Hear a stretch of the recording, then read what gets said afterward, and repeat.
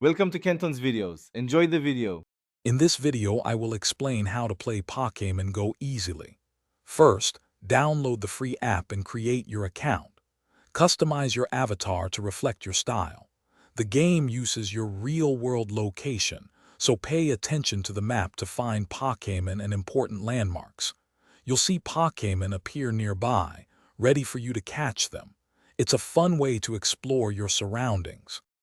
To catch a Pokémon, simply tap it on your screen. Then, swipe a Pokéball towards it. Aim for a smaller circle for a better chance at a critical catch. If a Pokémon is tough to catch, use a Raspberry to increase your odds. Remember to spin Poké stops you encounter to collect essential items, including more Pokéballs and potions, which are crucial for your journey. Once you reach a certain level, you can join one of 3 teams. This allows you to battle at gyms, which are important landmarks in the game. Defeat opposing Pokémon in gyms to claim them for your team and earn daily Poké coins. You can also engage in trainer battles with friends or other players, using up to 3 Pokémon in your party. It's a great way to test your skills.